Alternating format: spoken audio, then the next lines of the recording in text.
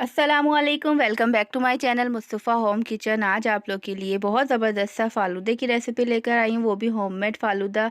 फ़ालूदे की सेवइयाँ कैसे बनाते हैं ये भी मैं आपको बताना सिखाऊंगी।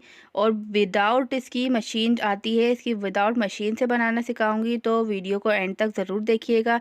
तो अगर आपने मेरे चैनल को सब्सक्राइब नहीं किया तो सब्सक्राइब कर लें, बेल आइकन भी प्रेस कर दें, इससे मेरे आने वाली तमाम वीडियो की नोटिफिकेशन आपको सबसे पहले मिलेगी और फ्री में मिलेगी। वीडियो अच्छी लगे तो इसको थम्स अप दें। सबसे पहले हमें हाफ़ के जी बॉयल कर लेना है दूध। दूध के अंदर हाफ़ कप में ऐड करूँगी चीनी।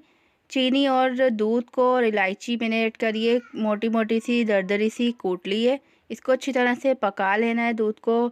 जैसे आप अगर एक आधा किलो दूध लेते हैं तो इसको हाफ़ पका लेना है, हाफ़ ड्राई हो जाए।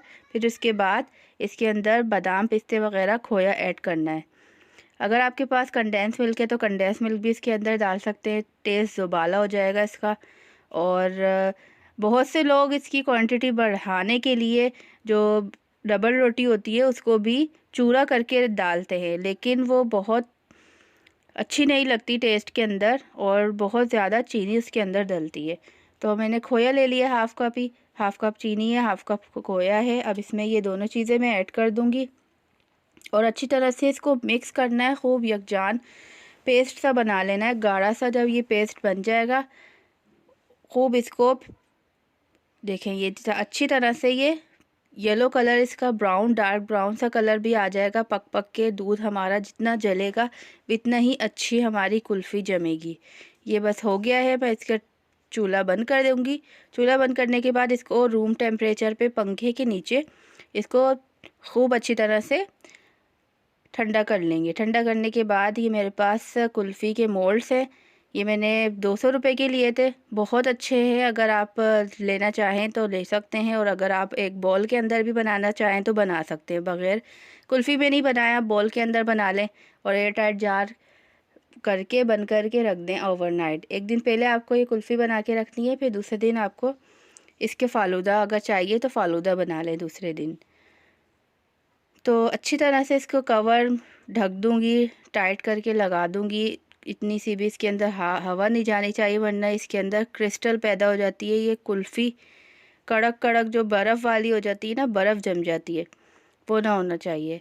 तो हाफ़ कप मैंने ले लिया है कॉर्नफ्लावर, और हाफ़ कप के अंदर ही मैं 3 दफ़ा पानी भर के डालूँगी। ये हो जाएगा 1 and half cup. 1 and half cup पानी दे जाएगा हाफ़ कप कॉर्नफ्लावर में। इसको अच्छी तरह से मिक्स कर लें। मिक्स करने के बाद फिर चूल्हा ऑन करें और चूल्हे पे बिल्कुल हल्की आंच पे आपको इसको पकाना है, जब तक ये ट्रांसपेरेंट ना हो जाए, इसका कलर चेंज ना हो जाए, वाइट से ये बिल्कुल पानी की शक्ल में ना आ जाए, जब तक आपको इसको पकाना है। बिल्कुल स्लो मीडियम पे इसको पकाते रहें, हाथ बिल्कुल भी आपको रोकना नहीं है, हाथ चलाते रहना है। और इसको गाढ़ा सा पेस्ट बन जाएगा ये। बहुत अच्छी तरह से इसको मिक्स करना है, एकदम से ये गाढ़ा होना शुरू हो जाएगा। 1 टेबल स्पून शुगर ऐड कर दें, क्योंकि फीकी होती है तो ये बच्चे खाते नहीं हैं। लेकिन इस तरीके से आप बनाएंगे तो बहुत ज़बरदस्त बनेगी। देखिए बस ट्रांसपेरेंट होना शुरू हो गया है।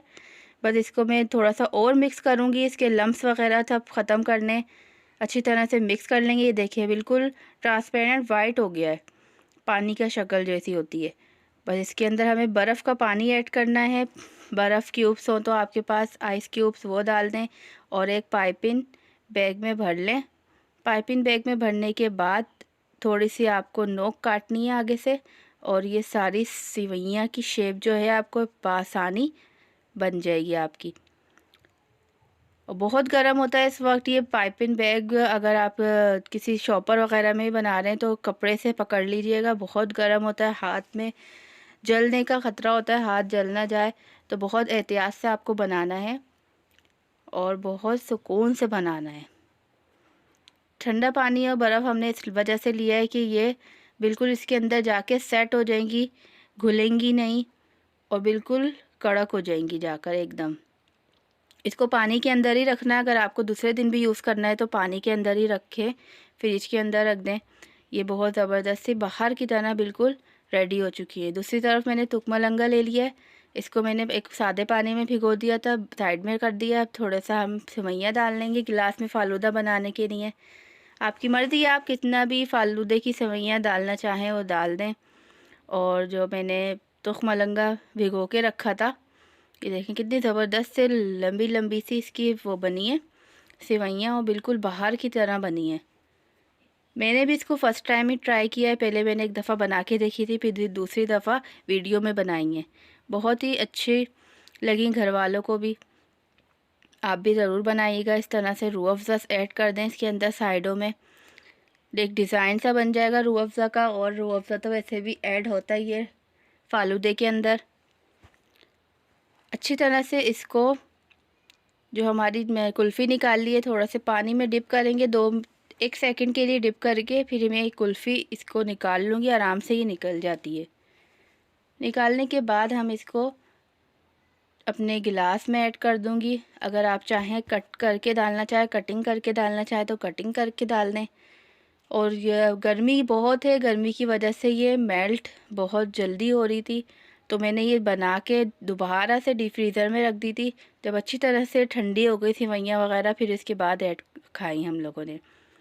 ये पाइनएप्पल डाल दें, कोई से भी कॉकटेल फ्रूट हो आपके पास, टिन के जो फ्रूट होते हैं टिन के अंदर आते हैं, वो भी ऐड कर सकते हैं। और फ्रेश फ्रूट भी ऐड कर सकते हैं। ऊपर से बादाम पिस्ते गार्निश कर दें, थोड़ा सा कुमेल डाल दें ऊपर से। सारी चीज़ें ही जो है ना बच्चों की फेवरेट हैं। जब बनाएंगे तो आपके बच्चे खुश हो जाएंगे। अगर आप इफ्तारी में भी बना सकते हैं, छोटे बच्चे जो रोज़ा रखते हैं 11-12 साल के जो बच्चे, उनके लिए तो बहुत ज़बरदस्त रेसिपी है ये, कि आप बनाएं और उनको इफ्तारी में खिलाएं। ये दिल खुश हो जाएगा बच्चों का। ऊपर से फिर गार्निश कर दूंगी बादाम पिस्ते, और थोड़ा सा पिसा हुआ खोपरा भी मैंने ऊपर डाला था इसके।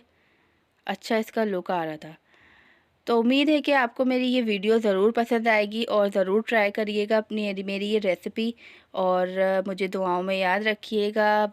रमज़ान भी आने वाले हैं। मिलते हैं नेक्स्ट वीडियो में। जब तक के लिए अपना बहुत ख्याल रखें। अल्लाह हाफिज़।